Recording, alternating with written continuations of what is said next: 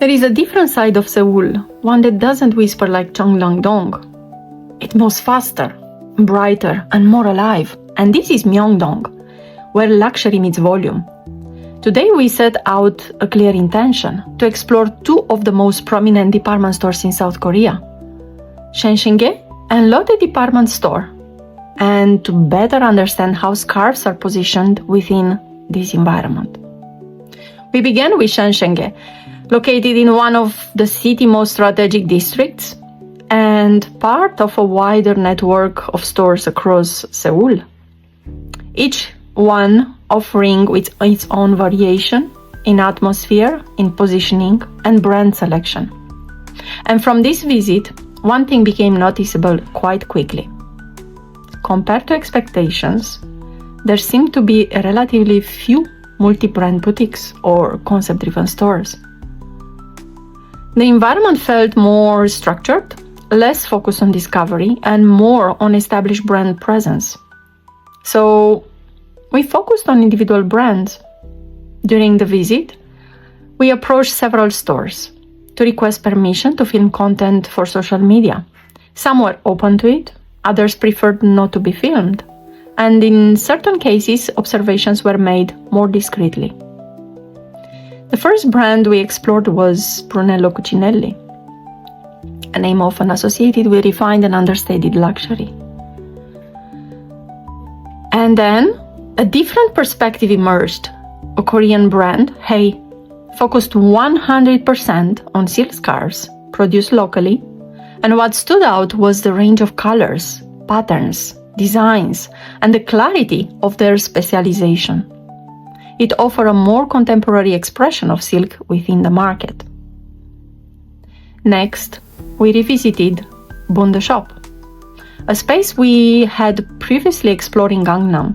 There, it felt more aligned with streetwear, but within Shinsegae, the atmosphere felt noticeably more elevated, more refined, more aligned with the luxury environment. Same brand, but a different context, creating a different perception. Filming wasn't permitted in this case, but we were able to observe. And next, we were going to Marni, and then another familiar space, Beaker.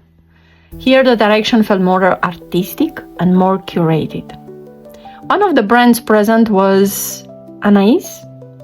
The scarves appeared to balance design expression with accessibility, and it was presented in a way that felt considered and intentional.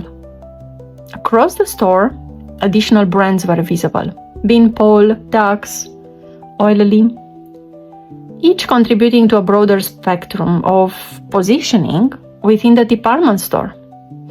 But the most valuable insight from this visit didn't come from the displays. It came from observation. As we moved through the space, we began to notice how people were actually wearing the scarves. A pattern started to form.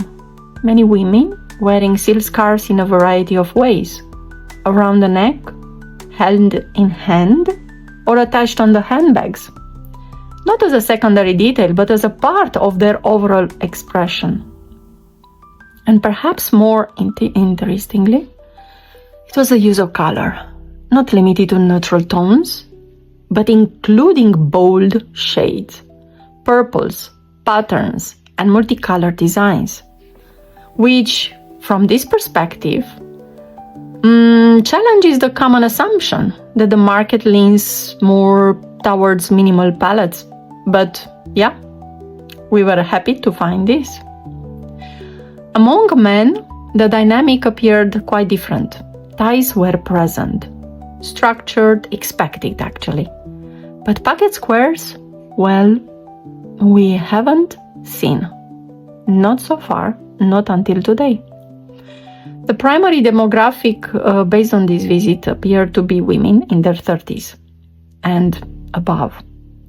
They were confident in their style and comfortable incorporating scarves into their daily life and in their identity. And that leads to a broader reflection. From what we observed, this market doesn't need to be introduced to scarves. It already understands them. The question becomes how they are being positioned and how they are being expressed. From this visit, a few directions begin to emerge. There appears to be an openness to expressive, colorful silk scarves, which aligns naturally with an artistic approach to design. And department stores also seem to play a central role in visibility, particularly for brands positioned within a more elevated context. And while multi-brand or concept-driven spaces exist, they appear to be relatively selective, with key players such as Shop, Bicker, and CC10, which makes a strategic decision. Because in an environment like this, visibility is not just about presence, it's about context. This visit wasn't about drawing conclusions, it was about observing patterns, understanding behavior, and recognizing where expression already exists. Because sometimes the clearest signals are already there, you just have to notice them. If you want to follow our journey, turn on notifications and subscribe to RALUFINEART channel to follow the story. Here is Ralu, founder of RALUFINEART, signing out.